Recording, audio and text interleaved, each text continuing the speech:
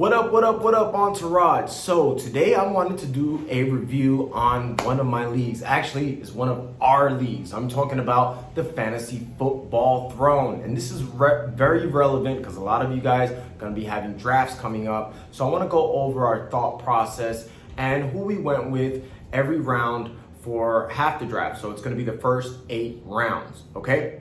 And guys, don't forget to subscribe, give a like, comment if you have any questions, and let's get rolling, all right? For those who don't know, the Fantasy Football Throne is the biggest Instagram league where you guys, the followers, support your favorite analyst, and you guys are you guys are the ones who are making the picks, okay? Now that we got the concept down, our first round pick, we had the 8th pick, and I felt we got tremendous value. Yes, we ended up with Jonathan Taylor. I've seen him go as high as top 5, usually 6, somewhere around there. We got him at 8. So at that point, it was really a no-brainer. There wasn't much thought to it. He had over, I think, 1,400 total yards as a rookie, 36 receptions, 11 touchdowns on the ground, 12 total. So he really played the part, especially the second half of the year. Remember, this is their first round pick. For those who are concerned about Marlon Mack or Nyheim Hines, I think Hines will have, his role. But make no mistake about it, Jonathan Taylor's a total package. He could run it, he could catch the football, and I think he is a tremendous value at number 8. Our second round pick, I felt we got a great value as well. This one was a little more controversial. I noticed there is a lot of Cam Akers hate out there. I'm not sure why. He ended the season phenomenal.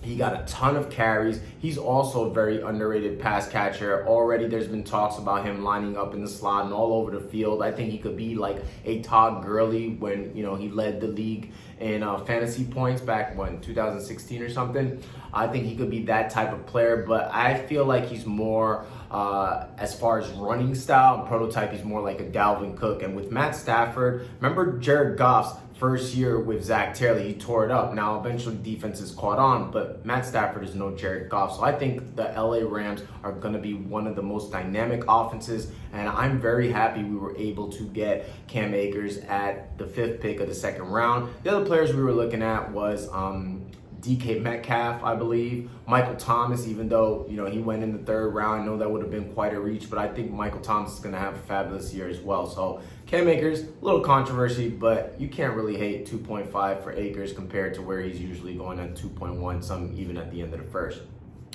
Our 3rd round pick, this one, some would consider it a little bit of a reach. I don't think it was crazy though. It's CeeDee Lamb. We passed up maybe receivers like Cooper Kupp, Robert Woods, but essentially we went with the upside play. If we go by the model, talent over everything, CeeDee, it would be the most talented. He also has a big advantage being the Cowboys' third receiver. He's going to be lining up against a team's nickel corner, huge mismatch, the throwing offense. And again, when you get a guy with that much talent going against the team's third corner, you got to like his chances. The 4th pick was probably our biggest reach of the draft. And again, a lot of these receivers are very similar. So we could have went here, I think, with Adam Thielen or even Cooper Kupp, somebody like that. But we elected to go with DJ Moore. And I know some of you guys might think it's a reach, but I mean, think about it. Just last year, he was a 2nd round pick. So to be able to get him in the 4th, where he's improved his quarterback situation, yes, Sam Darnold is better than Teddy Bridgewater. Definitely when it comes to the deep ball, they don't have Curtis Samuel. So I could picture DJ Moore lining up a lot more in the slot. They already said their rookie wide receiver, Terrence Marshall, will be playing outside. So if he gets those slot reps, He already had 1,100 yards. Yes, as bad a season as he had 1,100 yards off 65 receptions. So his yards per catch is amazing. I think the receptions will go up now that we have no Curtis Samuel and he's playing in the slot. So I like his upside more. And I think worst case scenario, he'll be as good as Adam Thielen, Cooper Kupp. And those guys had couple of injury concerns. Adam Thielen has been banged up the last couple of years. Kupp missed the playoff game, was playing with a bum knee as well. So I really like going young, upside, but still a fairly safe floor as well. Our 5th pick, it took a long time for us to get to this 5th pick, but I think we made an excellent choice. That's Brandon Ayuk. Another player we were looking at there was Ja'Marr Chase. He was another one. I think Ayuk's, I love Ja'Marr Chase, but Ayuk's already done it. I feel like he has less competition.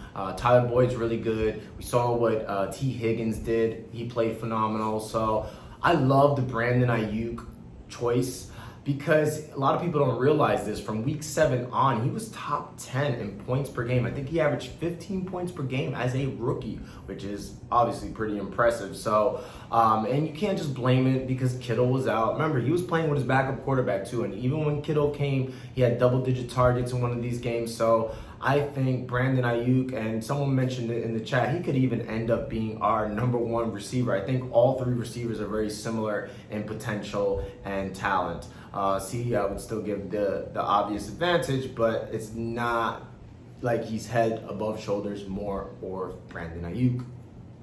With our 6th pick, this one was probably the pick I disliked the most, but I'm kind of warming up to. That was James Robinson. I would have preferred we went either Leonard Fournette or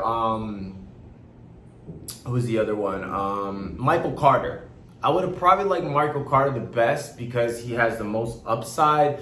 I mean, I'm not worried about Tevin Coleman. He's also a pass catcher. I really like Zach Wilson. So it would have been cool to go with the upside play, since usually that's what Entourage is all about, getting those breakout rookies, especially since we had missed in round 5.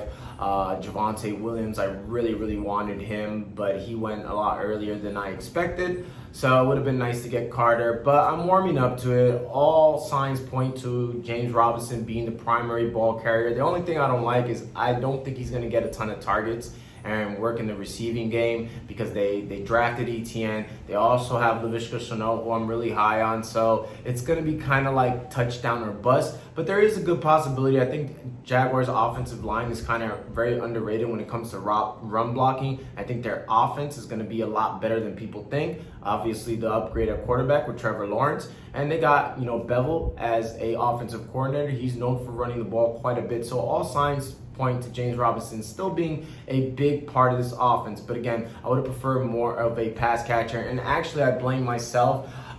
It's one of those situations where we kind of went need. I wanted to create some running back depth. We only had 2. They were flying off the board. But in retrospect, I probably would have went T. Higgins. T. Higgins is an awesome flex. So, but regardless, I'm warming up to the pick. I'm not that mad. And then in the 7th round, we went Laviska Shenault. It was really between him and Tyler Boyd. You can make a case for either or, but again, it was one of those situations where we went with upside. Taking the fact that DJ Chark, I love his talent, but he's been injured every year. Marvin Jones has a lot of history with injuries. So I think Laviska Shenault is kind of like that utility player. He passes the eye test. He's very good catching the football after or run after the catch. He had 5 out of the Jaguars' 25 passing touchdowns as a rookie, 60 receptions, so 60 plus receptions. So I think he has a very safe floor. He's going to be one of those players that are going to get you, 15 points pretty easily. I think he'll average, somewhere between 12 and 15.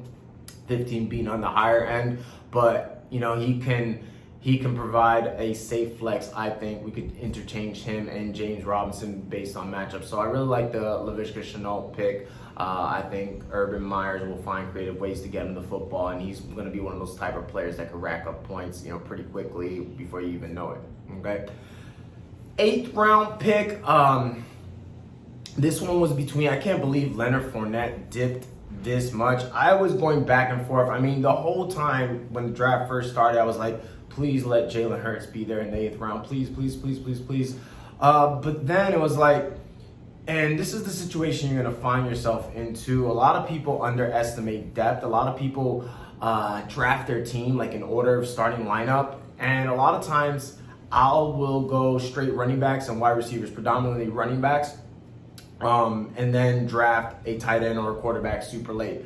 But there are exceptions when special players like Jalen Hurts, and I do believe he could be special. He had a couple 300-yard games passing with no O-line, no receivers. They drafted Devontae Smith. Rager's a year older. They still got the 2 tight ends. They got a plethora of running backs with Miles Sanders, Boston Scott, and Gainsborough, who they drafted as well. Offensive line should be a lot healthier this year. So I really like Jalen Hurts' prospects, especially when it's a 4-point touchdown league, because of his running ability. So we have a huge advantage. So I really like that as well. If you look at our lineup, Hurts, Jonathan Taylor, Cam Akers, CeeDee Lamb, DJ Moore, Brandon Ayuk, and then flex we have James Robinson and Laviska Shenault.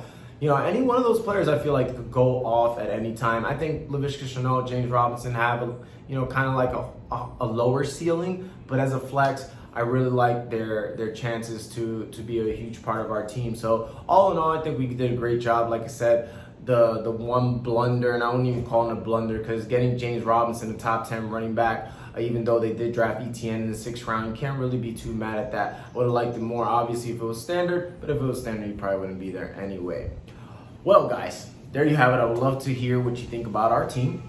Okay, so just comment down below. Also, I don't know if you guys know, but I'm launching a fantasy football token. Yes, for all my crypto heads. And if you're not in crypto, this is a great way to get involved with crypto. It's a community token. You can get rewarded with more tokens too if you hold on to it, which I'm calling HUDL.